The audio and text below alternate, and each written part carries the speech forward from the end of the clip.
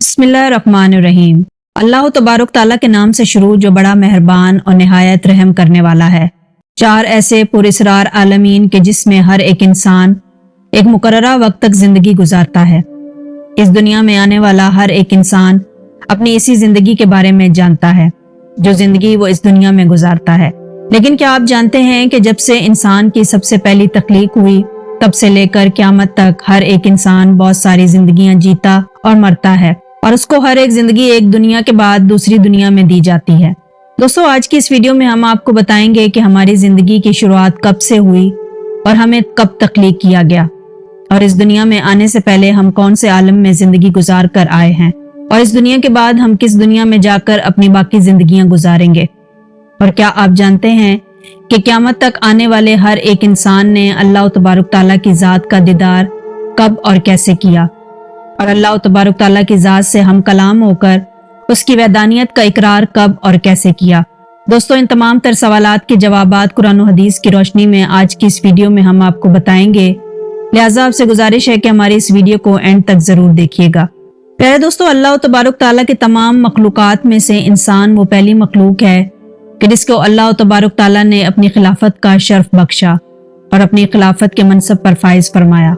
अल्लाह तबारक ताला ने इस कायनात को तख्लीक करने के बाद और ज़मीन व आसमान बनाने के बाद जब इस ज़मीन के अंदर इंसानों को आबाद करना चाहा तो अल्लाह तबारक ताला ने ज़मीन के मुख्तलिफ हिस्सों से मुख्तलिफ किस्म की मिट्टी को जमा किया और उससे हज़रत आदम अलैहिस्सलाम का पुतला बनाया और फिर अल्लाह तबारक ताला ने हज़रत आदम अलैहिस्सलाम के पुतले में अमरे रब्बी यानी रूह को फूंका और इस तरह दुनिया के सबसे पहले इंसान हज़रत आदम अलैहिस्सलाम की तख्लीक हुई जो कि अल्लाह तबारक ताला के एक बरगुज़ीदा पैगंबर और नबी हैं। जिस तरह हज़रत आदम अलैहिस्सलाम की तख्लीक के बाद अल्लाह तबारक ताला ने हज़रत आदम अलैहिस्सलाम को फरिश्तों पर पेश किया और हज़रत आदम अलैहिस्सलाम से फरमाया कि उनको सलाम करो और सुनो कि वो क्या कहते हैं। जब हज़रत आदम अलैहिस्सलाम फरिश्तों के सामने गए तो हज़रत आदम अलैहिस्सलाम ने अस्सलामु अलैकुम कहा और फरिश्तों ने जवाब दिया वालेकुम अस्सलाम व रहमतुल्लाह। इस सलाम जवाब के बाद अल्लाह तबारक ताला ने हज़रत आदम अलैहिस्सलाम से इरशाद फरमाया कि सलाम का यही तरीका तुम्हारा और तुम्हारी औलाद का होगा। इस पर हज़रत आदम अलैहिस्सलाम ने अल्लाह तबारक ताला की बारगाह में अर्ज की कि या रब्बुल आलमीन, मेरी औलाद कौन है।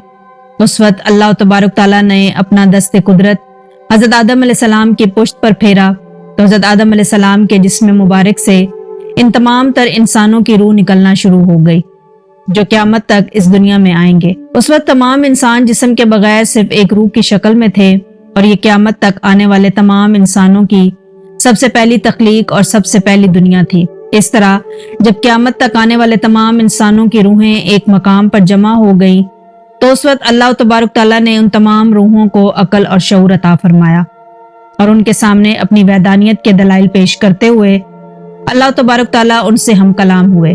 जैसा कि अल्लाह तबारक ताला सूरह अराफ की आयत नंबर 172 में इरशाद फरमाता है, और ए महबूब, याद करो जब तुम्हारे रब ने औलाद आदम की पुश्त से उसकी नस्ल निकाली और उन्हें खुद उन पर गवाह बनाया और फरमाया कि क्या मैं तुम्हारा रब नहीं हूँ। तो सब ने कहा कि क्यों नहीं, हम गवाही देते हैं आप ही हमारे रब हैं। ये सब इसलिए था कि ताकि तुम क़यामत के दिन ये ना कहो कि हमें उसकी किसी ने खबर ना दी। दोस्तों, ये वो पहला कलाम था जो अल्लाह तबारक ताला ने तमाम इंसानी रूहों को अपने सामने खड़ा करके उनसे फरमाया। दोस्तों, यहाँ पर सवाल ये पैदा होता है कि जब तमाम इंसानों ने आलम अरवा के अंदर अल्लाह तबारक ताला की ज़ात को देखते हुए उसकी वैदानियत का इकरार किया तो चाहिए तो ये था कि इस दुनिया के अंदर तमाम इंसान मुसलमान पैदा होते और ईमान की हालत में होते, लेकिन इसके बावजूद कुछ लोग मुसलमान हैं और कुछ लोग काफिर हैं।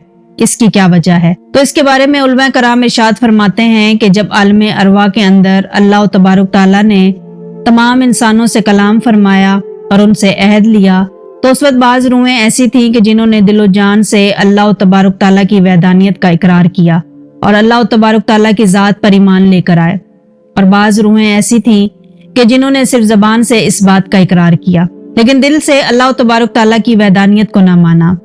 यही वजह है कि जिन रूहों ने अल्लाह तबारक ताला की ज़ात को आलम अरवा के अंदर दिलो जान से अपना खुदा माना वो इस दुनिया के अंदर मोमिन और ईमान की हालत में पैदा हुए और उनको अल्लाह तबारक ताला ने ईमान की दौलत अता फरमाई اور جن روحوں نے اللہ تبارک تعالیٰ کی ذات کو عالم ارواح کے اندر صرف زبان سے اپنا خدا مانا لیکن دل سے اللہ تبارک تعالیٰ کی وحدانیت پر ایمان نہ لائے تو وہ اس دنیا کے اندر بدبخت اور کافر پیدا ہوئے۔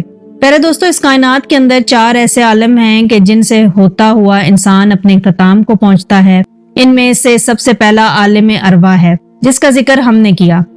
عالم ارواح کے اندر تمام انسانوں کی پہلی تخلیق ہوئی اور تمام انسانوں کی روحوں کو پیدا کیا گیا۔ عالم ارواح کے اندر تمام انسانی روحوں نے ایک مقررہ وقت تک زندگی گزاری اور عالم ارواح میں زندگی گزارنے کے بعد تمام انسانی روحیں اپنے اپنے وقت کے ساتھ ساتھ اس دنیا میں آتی گئیں، اور اس طرح عالم ارواح کے بعد ہر ایک انسان کی عالم دنیا کے اندر ایک نئی تخلیق ہوئی۔ عالم دنیا عالم ارواح کے بعد یہ وہ دوسرا عالم ہے کہ جس کے اندر آج ہم زندگی گزار رہے ہیں، اور اس عالم دنیا کے اندر بھی ہر ایک انسان کو ایک مقررہ وقت تک زندگی دی گئی ہے۔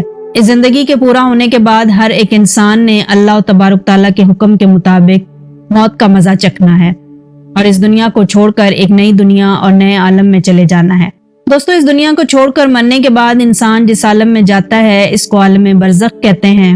عالم دنیا کے بعد عالم برزخ یہ وہ تیسرا عالم ہے جہاں پر تمام انسانوں کی روحوں کو دنیا کے بعد ایک مقررہ وقت تک رکھا جائے گا، اور یہاں پر بھی ہر ایک انسان ایک مقررہ وقت تک ہی رہے گا۔ پیارے دوستو، جب کوئی بھی انسان اس دنیا میں مرتا ہے تو اس کے مرنے کے بعد اس کو قبر میں دفن کر دیا جاتا ہے، اور قبر عالم برزخ کی سب سے پہلی منزل ہے۔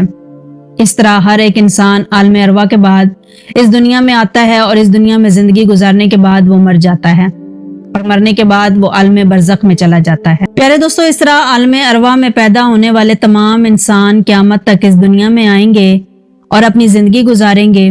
جب قیامت کا وقت قریب آئے گا تو اللہ تبارک تعالیٰ قیامت کو قائم فرمائے گا اور تمام انسان ہلاک ہو جائیں گے۔ اس وقت اس روئے زمین پر کوئی بھی چیز باقی نہ ہوگی۔ اس وقت اللہ تبارک تعالیٰ کی ذات کے علاوہ کوئی بھی مخلوق باقی نہ ہوگی۔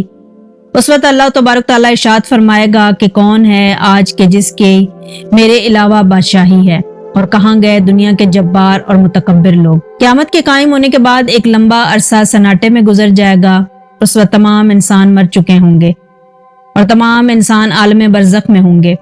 اس کے بعد اللہ تبارک تعالیٰ جب چاہے گا تو تمام انسانوں کو دوبارہ زندہ فرمائے گا، اور یہ تمام انسانوں کی چوتھی زندگی ہوگی جس کو عالم آخرت کہا جاتا ہے۔ اللہ تبارک تعالیٰ تمام انسانوں کو دوبارہ سے زندہ فرمائے گا اور تمام انسانوں کو میدان محشر کے اندر جمع کیا جائے گا، اور تمام انسانوں کو ان کے اعمال کے مطابق میں فیصلہ سنایا جائے گا۔ اس دن جو لوگ اللہ تبارک تعالیٰ کے حکم کے مطابق زندگی گزار کر آئے ہوں گے اور اپنے رب کو راضی کر کے آئے ہوں گے، ان کو اللہ تبارک تعالیٰ جنت کی خوشخبری سنائے گا، اور وہ لوگ جنہوں نے ساری زندگی اللہ تبارک تعالیٰ کی نافرمانیاں کی اور اللہ تبارک تعالیٰ کی وحدانیت پر ایمان نہ لائے، کفر و شرک اور بت پرستی کے اندر مبتلا رہے، تو اس دن اللہ تبارک تعالیٰ ایسے لوگوں کو اور اپنے نافرمان لوگوں کو جہنم کے اندر داخل فرمائے گا۔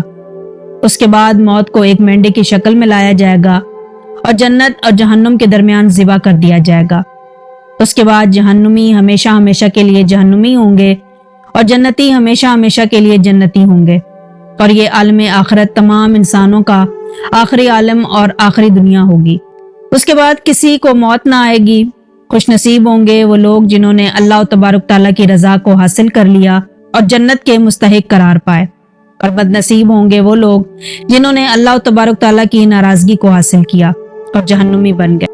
اللہ تبارک تعالیٰ سے دعا ہے کہ اللہ تبارک تعالیٰ ہمیں نیک اعمال کرنے کی توفیق عطا فرمائے، اور اللہ تبارک تعالیٰ ہمیں ایمان کے ساتھ اس دنیا سے اٹھائے اور جنت کے اندر اپنے پیارے حبیب حضرت محمد مصطفیٰ صلی اللہ علیہ وسلم کا پڑوس نصیب فرمائے۔ آمین ثم آمین۔